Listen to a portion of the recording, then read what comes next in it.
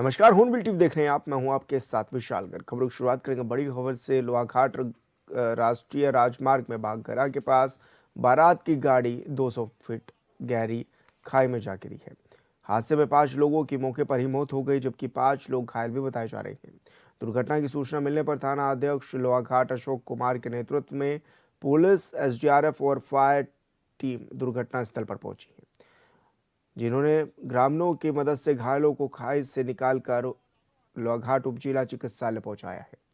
घटना को लेकर थानाध्यक्ष लोहाघाट अशोक कुमार सिंह ने बताया है कि बारात पिथौरागढ़ जिले के शेराघाट के किलोटा गांव से चंपावत के बालातड़ी गांव आई हुई थी। वापसी में लोहाघाट घाट राष्ट्रीय राजमार्ग में बागघरा के पास बारात की गाड़ी गहरी खाई में जा गिरी, जिसमें 5 लोगों की मौके पर ही मौत हो गई। दुर्घटना का कारण वाहन चालक का नशे में होना बताया जा रहा है। तो चंपावत के लोहाघाट में बड़ा हादसा हुआ है, जहां पर खाई में बारातियों से भरी गाड़ी गिर गई। ऐसे में 5 लोगों की मौत भी हो गई है और 5 लोग घायल भी बताए जा रहे हैं। शादी से लौटने के समय ये हादसा भी हुआ है।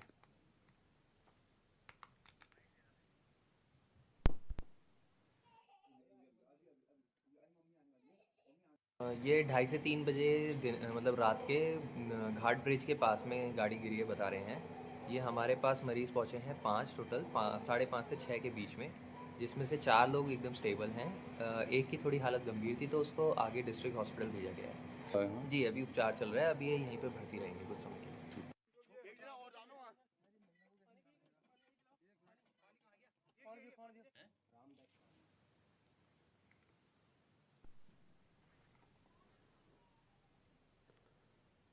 और संवाददाता लक्ष्मण बिष्ट हमारे साथ फोन लाइन पर जुड़ गए। लक्ष्मण, क्या कुछ जानकारी मिल रही है, किस तरह से बड़ा हादसा हुआ और पुलिस मौके पर पहुंची, क्या कुछ अभी तक कार्रवाई देखने को मिली है?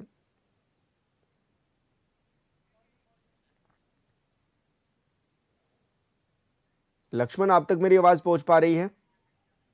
लगता है संपर्क टूट गया है। दोबारा उनसे जुड़ने की कोशिश करेंगे। आपको बता दें कि 5 लोगों की इस दौरान मौत हो गई है और 5 लोग इस दौरान घायल भी हो गए हैं। राष्ट्रीय राजमार्ग पर यह बड़ा हादसा हुआ है और ऐसे में सभी घायलों का इलाज भी अस्पताल में जारी है। मौके पर पुलिस भी पहुंचा और जांच पड़ताल में भी जुटी हुई है। आखिर क्या कुछ कारण भी इस दुर्घटना के रहे हैं। हालांकि कुछ लोगों का कहना है कि वाहन चालक जो था वो नशे में था, जिस कारण ये बड़ी दुर्घटना हुई है। हालांकि कारणों का पता अभी लगाया जा रहा है। तो राष्ट्रीय राजमार्ग पर यह बड़ा हादसा हुआ है, जहां पर चंपावत के लोहाघाट में बड़ा हादसा हुआ। खाई में बारातियों से भरी गाड़ी जो है वो गिर गई और इस दौरान ये बताया जा रहा है कि 5 लोगों की मौत हो गई और 5 घायल भी इसमें बताए जा रहे हैं। हल्द्वानी के बेस अस्पताल में लंबे समय से बंद पड़ा आईसीयू आखिरकार फिर से शुरू हो गया है। स्वास्थ्य मंत्री धन सिंह रावत 4 साल से बंद पड़े आईसीयू का संज्ञान लेने पहुंचे थे और अस्पताल प्रबंधन को 5 दिसंबर से पहले ही आईसीयू खुलवाने के उन्होंने निर्देश भी जारी किए थे, जिसके तहत गुरुवार को 9 बेड के इस आधुनिक आईसीयू का उद्घाटन जिलाधिकारी ललित मोहन रयाल और कई जनप्रतिनिधियों ने संयुक्त रूप से भी किया है।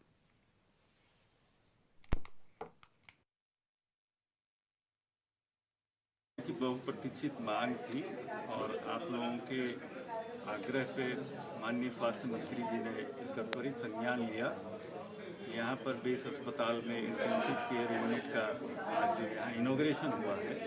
इसमें 9 बेड की फैसिलिटी है, नर्सिंग स्टाफ पूरा है, वेल इक्विप्ड है, फिजिशियन, सर्जन, एनेस्थीसिया वाले सभी दक्ष कार्मिक यहाँ पर उपलब्ध हैं। तो उम्मीद की जाती है कि जो रोगी हैं, गंभीर रोगी हैं, उनको स्वास्थ्य सुविधाओं का भरपूर लाभ मिलेगा। अभी तक जो गरीब लोगों के लिए सुशीला तिवारी में केवल आईसीयू की उपलब्धता थी। मैं माननीय मुख्यमंत्री जी, धामी जी एवं स्वास्थ्य मंत्री श्रीमान धन सिंह रावत जी को बधाई देता हूं कि उन्होंने हल्द्वानी की जनता की आवाज़ को सुना, हम सब लोगों की बात सुनी, आप सब लोगों की बात सुनी और आईसीयू यहाँ पर प्रारंभ किया। मुझे लगता है कि जो गरीब लोग हैं, जो गरीब लोग हैं, उनके जो प्राइवेट में आईसीयू नहीं ले पाते थे, उनको मुझे लगता है कि इस बेस हॉस्पिटल से ये सुविधा उनके लिए बहुत सुविधाजनक रहेगी और मैं दोनों सरकार को बहुत बहुत ढेर सारी शुभकामनाएं बधाई देता हूँ। देखिए इसमें 9 बेड का आईसीयू खुला है और हमने 3 एनेस्थेटिक्स जो कि हमारे पुराने अनुभवी हैं जो इस बारे में जानते हैं उनकी नियुक्ति करी है। उसके अलावा सुशीला तिवारी से जो भी एनेस्थेटिक्स यहाँ पे रोटेशन पे आते हैं उनकी भी ड्यूटी लगाई जाएगी। उसके अलावा जो भी हमारे पास स्टाफ था, सिस्टरें थी और 4 सिस्टरें अभी सुशीला तिवारी से भी जो ट्रेंड हैं आईसीयू की वो ली गई हैं। किसी भी तरह की यहाँ पे कोई भी परेशानी नहीं दी जाएगी। हर तरह की मशीनें यहाँ भरपूर हैं। इसके अलावा जो भी सुपर स्पेशलिटी वाले डॉक्टर हैं यहाँ पे हमारे पास न्यूरो और यूरो सर्जन भी हैं, फिजिशियन है 3-3, सर्जन है 3-3। तो हमारे हिसाब से कोई भी आने वाले समय में आपको यहाँ से शिकायत नहीं होगी। उत्तराखंड हाईकोर्ट से गवर्नमेंट पीजी कॉलेज सितारगंज के छात्र संघ अध्यक्ष पद उम्मीदवार राजविंदर कौर को बड़ी राहत मिली है और 7 फरवरी 2026 तक गवर्नमेंट पीजी कॉलेज सितारगंज के छात्र संघ अध्यक्ष पद के दोबारा चुनाव कराने के आदेश भी जारी किए गए हैं।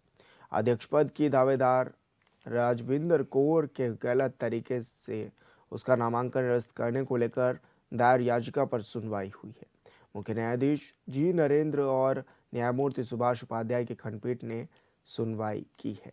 इस दौरान कोर्ट ने यह पाया कि नामांकन पत्र में यह स्थिति नहीं है कि आपको ये स्थिति स्पष्ट करनी है कि आप पूर्व में किसी अन्य इलेक्शन में किसी और अन्य पद में हैं, जिसके चलते कोर्ट की ओर से चुनाव अधिकारी के फैसले को गलत पाया गया और आने वाली 7 फरवरी 2026 को अध्यक्ष पद में चुनाव कराने के आदेश भी जारी किए गए हैं।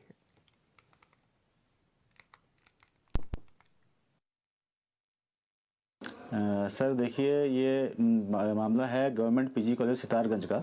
इसमें हुआ ये था कि जो राजविंदर कौर जी हैं इनका नॉमिनेशन पेपर इलेक्शन ऑफिसर ने खारिज कर दिया अध्यक्ष के पद पे, ये कहते हुए कि आप एक वार्ड मेंबर हैं ग्राम पंचायत सिसोना की।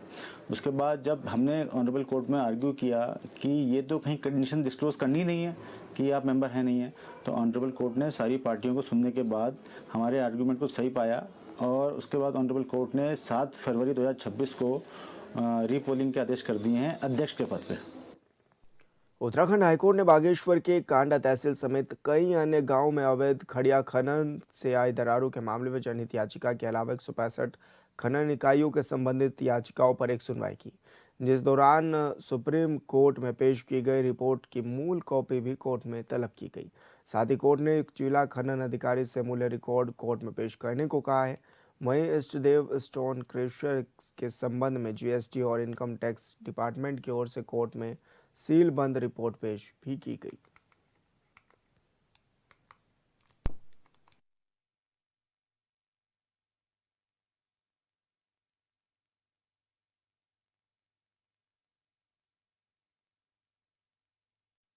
ये सोपस्टोन माइनिंग के मैटर की कोर्ट लंबे समय से सुनवाई कर रही है। उसमें एक तथ्य सामने आया था कि फरवरी 2025 में वहाँ पर माइंस का स्टॉक सत्यापन हुआ था।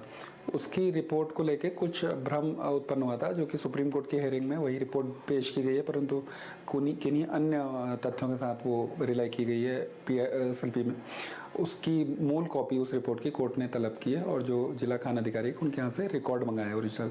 और साथ ही एक स्टोन क्रशर इष्टदेव स्टोन क्रशर के स्वामी के संबंध में जीएसटी डिपार्टमेंट और इनकम टैक्स डिपार्टमेंट को जांच करने के लिए कहा गया था, जिनके द्वारा अपनी रिपोर्ट आज सील्ड कवर में सौंप दी गई है।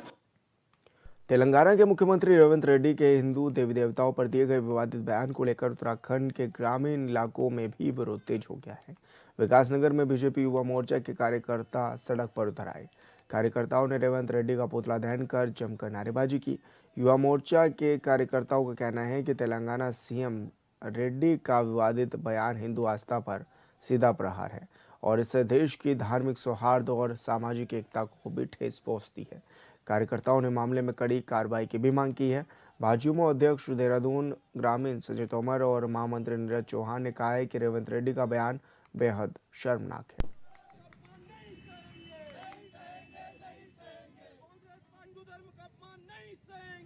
को विदित कराना चाहता हूं कि जो तेलंगाना के मुख्यमंत्री है रेवंत रेड्डी जी, उनके द्वारा हिंदुओं और जो हिंदू हमारे देवी देवता है उनके प्रति उन्होंने बहुत ही दुर्भाग्यपूर्ण उन्होंने वक्तव्य दिया है।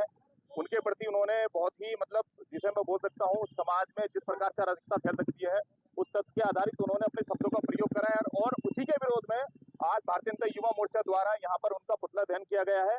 और निसंदेही ये देखने में आता है कि कांग्रेस पार्टी के जितने नेता हैं उनके खून में ही सनातन विरोधी की जो उनका धर्म जागरण का प्रचार प्रसार होता है वो आधारित हो रहा है।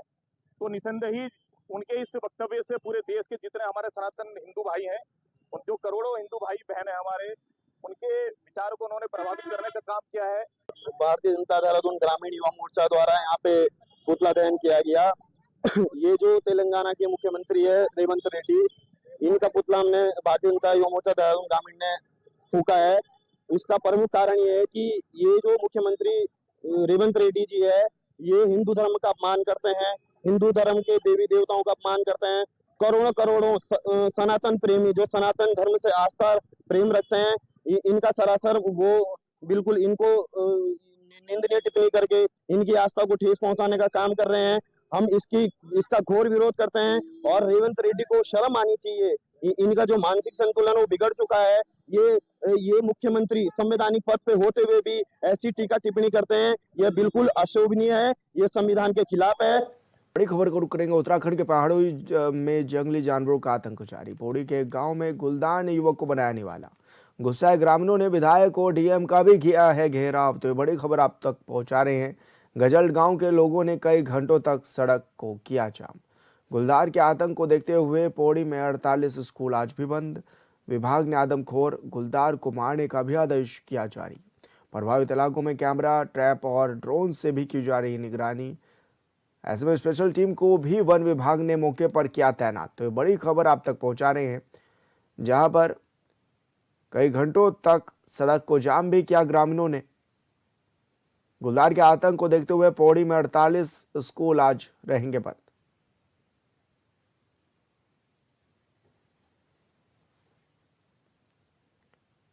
उत्तराखंड में पहाड़ों में जंगली जानवरों का आतंक लगातार जारी है। आए दिन जंगली जानवरों के हमले में लोगों की जान जा रही है, जिसकी वजह से ग्रामीण क्षेत्रों में दहशत का माहौल है। पौड़ी में गुलदार ने गुरुवार को एक व्यक्ति की भी जान ले ली है।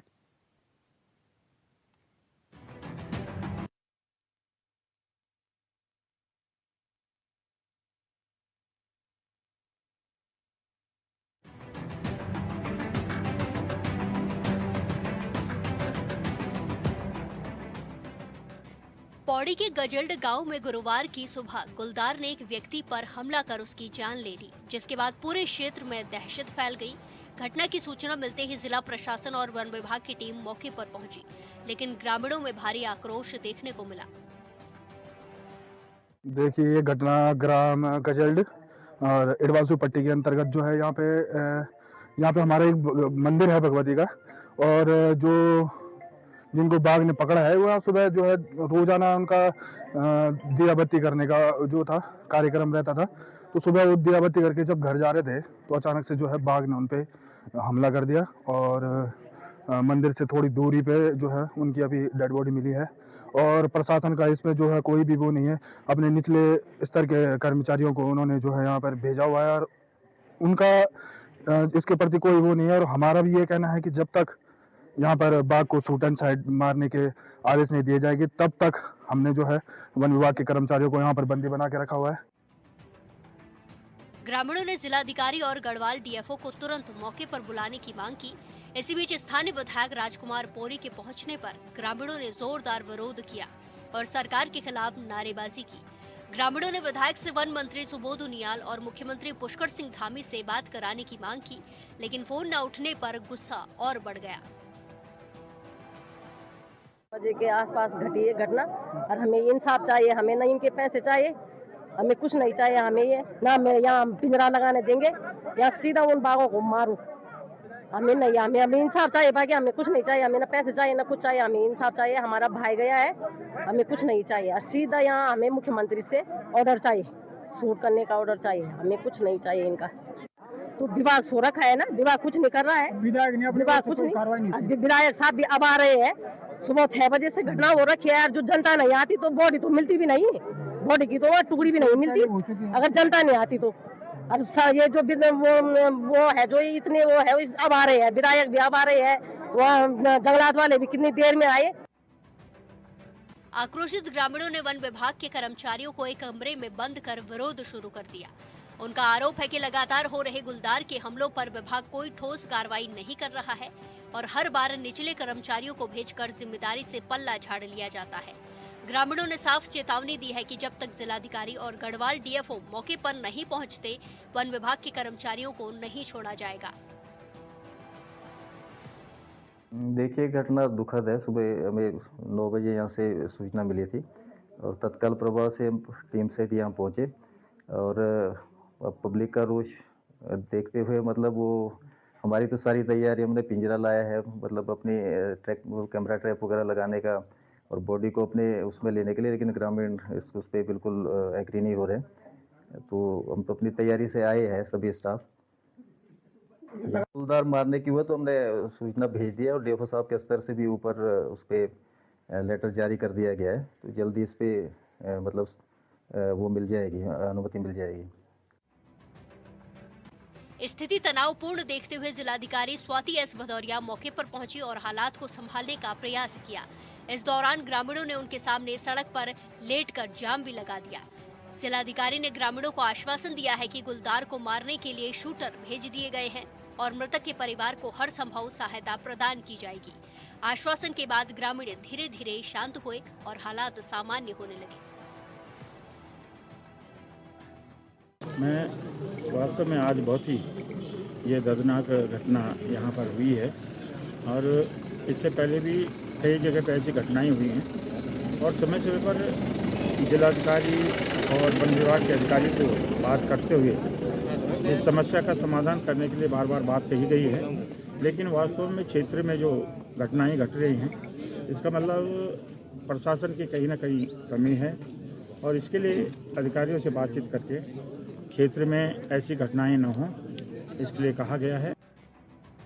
दरअसल बात सिर्फ पौड़ी जनपद की नहीं है। चमोली, पौड़ी सहित कई पहाड़ी जिलों में पिछले कई दिनों से लोगों में सरकार के प्रति भारी आक्रोश है, क्योंकि कभी भालू तो कभी गुलदार के हमलों में लोगों की जानें जा रही है। Bureau report, hornbill TV.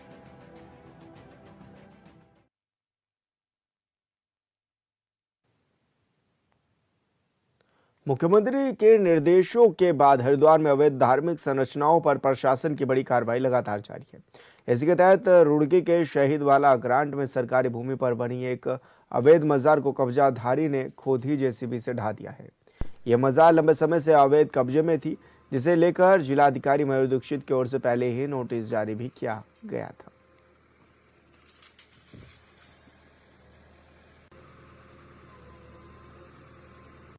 देखिए, हमें सूचना प्राप्त हुई थी कि भगवानपुर तहसील में शहीदवाला ग्रांट करके गांव है, वहां पर सरकारी भूमि पर अवैध रूप से मजार का निर्माण किया गया था और करीबन 120 वर्ग मीटर की ये भूमि थी, जिस पर उप जिलाधिकारी के द्वारा जिन्होंने अतिक्रमण किया था उनको नोटिस दिया गया। नोटिस देने के साथ ही आगे जब हमने पता लगाया तो आज ये जानकारी मिली है कि जो अतिक्रमण करता थे उन्होंने स्वयं ही उस मजार का जो स्ट्रक्चर्स थे उसको डिमोलिश करना प्रारंभ कर दिया था और आज शाम तक जो है वो कार्य जारी था। और हमने ये जो कार्रवाई करी है, ऐसी अन्य कार्रवाई में भी हमने देखा है कि लोग खुद से हम जब नोटिस देते हैं तो जब उनको अतिक्रमण पता चलता है तो ये अच्छी बात है कि उन्होंने स्वयं ही अतिक्रमण हटा लिया है। और मैं हम सभी से अनुरोध करेंगे कि अगर आपने भी सरकारी भूमि पर किसी तरह का कोई अतिक्रमण कर रखा है तो उसको स्वयं ही हटा लें, क्योंकि हमारी ये जो मुहिम है माननीय मुख्यमंत्री जी के निर्देश में आगे भी कंटिन्यू रहेगी। सभी जिलाधिकारियों को निर्देशित किया गया है कि सरकारी भूमि हो या किसी विभाग की भूमि हो, ग्राम समाज की भूमि हो, वहाँ पर अगर अतिक्रमण पाया जा रहा है तो तत्काल विधिक कार्रवाई प्रारंभ करें और नोटिस देकर अतिक्रमण हटाने की कार्रवाई को अमल में लाएं। हरिद्वार पहुंचे शंकराचार्य स्वामी अभिमुक्तेश्वरानंद सरस्वती ने कहा है कि कुंभ का आयोजन विक्रम संवत के अनुसार होता है। ग्रेगरी के कैलेंडर में कभी कुंभ के बारे में नहीं लिखा होता, इसलिए उसे विक्रम संवत का कुंभ कहा जाना चाहिए। उन्होंने कुंभ और अर्धकुंभ के विवाद से खुद को दूर बताया और कहा कि दोनों ही शब्दों में कुंभ जुड़ा है, इसलिए कुंभ मेले का सबको लाभ उठाना चाहिए। शीतकालीन चारधाम यात्रा शुरू करने से पहले शंकराचार्य ने हरिद्वार के नमामि गंगे घाट पर गंगा की आरती की। शंकराचार्य पिछले 3 सालों से शीतकालीन यात्रा पर जा रहे हैं और लोगों को भी इसके लिए प्रेरित कर रहे हैं।